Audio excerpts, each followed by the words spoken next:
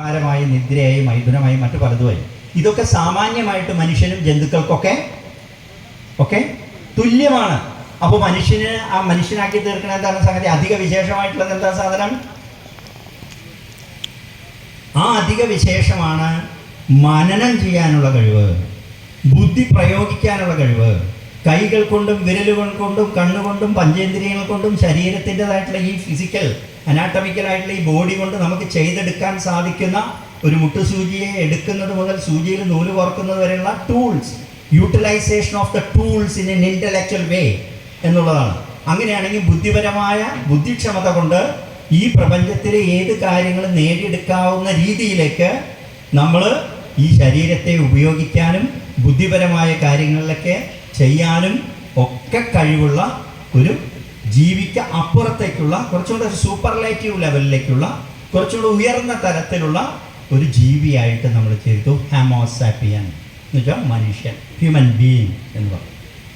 പരിണാമ സിദ്ധാന്തത്തിൽ ഇന്ന് വരെ കിട്ടാവുന്നതിൽ ഏറ്റവും തരക്കേടില്ലാത്ത മസ്തിഷ്കവും പെർസെൻറ്റേജ് ഓഫ് മസ്തിഷ്കത്തിൻ്റെ വെയിറ്റ് വെച്ച് നോക്കിയാൽ നമുക്ക് തോന്നും ഈ ലോകത്തിലെ ഏറ്റവും വലിയ ജീവിയുടെ മസ്തിഷ്കം കരയിലാണെങ്കിൽ ആന, കടലിലാണെങ്കിൽ നീലത്തിമിംഗലം.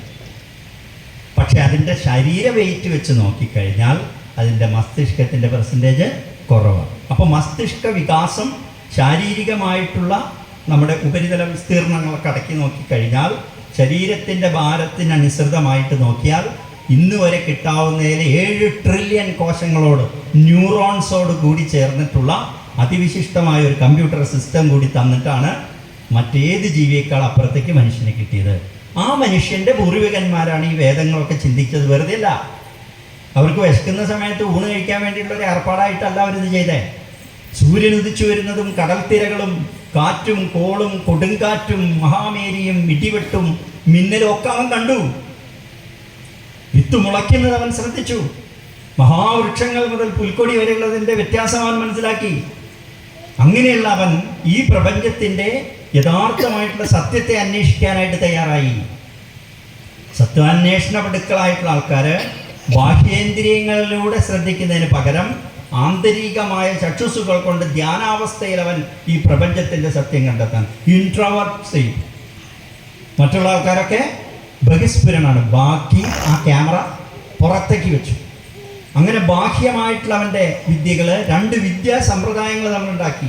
പരാവിദ്യയും അപരാവിദ്യയും കൂടിയിട്ടുണ്ടായി. അങ്ങനെ 2 തരം ദൈക്ഷണികമായ ബുദ്ധിപരമായ അറിവിൻ്റെ എല്ലാ കാര്യങ്ങളിലേക്കും അവൻ മുന്നോട്ട് കൊണ്ടുപോകാൻ സാധിച്ചു. ആ മുതലുള്ള ശരീരത്തിൻ്റെ എന്താ പറയുക, ഓഷ്ടമടക്കം നമ്മുടെ ഈ തൊണ്ടയുടെ ഉള്ളിൽ നിന്നും നാവ് അണ്ണാക്കിൻ്റെ മധ്യഭാഗത്തു നിന്നും ചുണ്ടുകൾ അടച്ചു പിടിച്ചുകൊണ്ട് ശബ്ദിക്കുന്ന വിധത്തിലുള്ള വിവിധ തരമുള്ള ഫൊണൈറ്റിക്കൽ സിസ്റ്റം, ലിംഗ്വിസ്റ്റിക് സിസ്റ്റം ഡെവലപ്പ് ചെയ്തു. അങ്ങനെയാണ് ആ എന്നൊരു ശബ്ദം. 10 ലക്ഷം വർഷം എടുത്തു കേട്ടോ. മനുഷ്യൻ ജനിച്ച് ഉണ്ടായി, ജീവിവർഗങ്ങളായി, പരിണമിച്ചുണ്ടായി. ഇത്രയൊക്കെ കഴിയുമ്പോൾ ആ എന്നൊരു അക്ഷരം ഉണ്ടാക്കാൻ, അതിനൊരു അക്ഷര ലിപി ഉണ്ടാക്കാൻ 10 വർഷത്തെ പരിശ്രമം ഉണ്ടായി.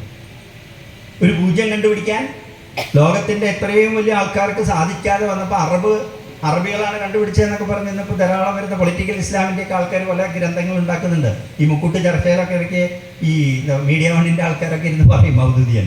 അത് കുഴപ്പമില്ല, പക്ഷെ അയാൾക്ക് അറിയില്ല ഈ അറബിയൊക്കെ ഇവിടെ വന്ന് കച്ചവടം നടത്തുന്നതിന് എത്രയോ നൂറ്റാണ്ടുകൾക്ക് മുമ്പ് കണ്ടുപിടിച്ചതാണ് ഇവിടുത്തെ സിദ്ധാന്തം. പൈതഗോറസ് എന്ന് പറഞ്ഞിട്ട് ആളിനെ കുറിച്ച് നമ്മളൊക്കെ ചിലപ്പോൾ കുറച്ച് ക്ലാസ്സിലൊക്കെ പഠിക്കുന്നുണ്ടാവും അല്ലേ? ട്രഗണോമെട്രി പഠിച്ചിട്ടുള്ള, ട്രയാങ്കിളിനെ കുറിച്ച് പഠിച്ചില്ല. അതിനു മുമ്പ് ഇവിടത്തേക്ക് വലിയ വലിയ യാഗങ്ങളിൽ ഇഷ്ടിക നിരത്തിയതിനെ കുറിച്ചൊക്കെ പറയുന്നുണ്ട്. ആ ഇഷ്ടികയുടെ ഷേപ്പ് ഇപ്പോൾ ഗരുഡൻ്റെ രീതിയിൽ, ട്രിഗോണാഗ്രയിൽ, സുദർശനത്തിൻ്റെ രീതിയിൽ, അതുപോലെ തന്നെ എത്ര രൂപങ്ങൾ, എത്ര ഘനരൂപങ്ങളിലൂടെ ജാമതീയ നിർമ്മിതികൾ നടത്താൻ ഇഷ്ടിക ഉണ്ടാക്കണമെങ്കിൽ നിസ്സാരമെന്ന് വിചാരിച്ചോ? എല്ലാം ചതുരക്കട്ടയാണെങ്കിലും അവിടുത്തെ വ്യൂഹം എന്ന് പറയും. ആ യജ്ഞവ്യൂഹം കൃത്യമായിട്ട് ചെയ്യാൻ വേണ്ടിയിട്ടുള്ള ഇഷ്ടികൾ ഇറക്കുന്ന സമയത്ത് അതിൽ ട്രയാങ്കുലറായിട്ടുള്ള കാൽക്കുലേഷൻ വേണം. അതുപോലെ തന്നെയാണ് നമ്മളുടെ സുദർശന ചക്രം വരച്ചു വെച്ചിരിക്കുന്ന സമയത്ത് റഷ്യയിലുള്ള ആസ്ട്രോഫിസിക്സ് ഉള്ള ഒരു വ്യക്തി ഒരു പഠനം നടത്താൻ വേണ്ടിയിട്ട് അതിൻ്റെ റിസർച്ച് തന്നെ ഉണ്ടായിരുന്നു. ആ റിസർച്ചിൽ ഇന്ത്യക്കാരനായിട്ടുള്ള ഒരാളും കൂടെ ഭാഗവക്കായി അദ്ദേഹത്തിന് ഡോക്ടറേറ്റ് കിട്ടി, ഡോക്ടർ മുരളി മനോഹർ ജോഷി. അങ്ങനെ ഇന്ത്യയിൽ ആദ്യമായിട്ട് ആസ്ട്രോഫിസിക്സിൽ ഡോക്ടറേറ്റ് എടുത്തിട്ടുള്ള അദ്ദേഹമാണ്. അങ്ങനെ ഖഗോളശാസ്ത്രം, അതുപോലെ തന്നെ ഇതേപോലുള്ള ജാമിതീയ വിധികൾ ട്രഗണോമെട്രി തുടങ്ങിയിട്ട്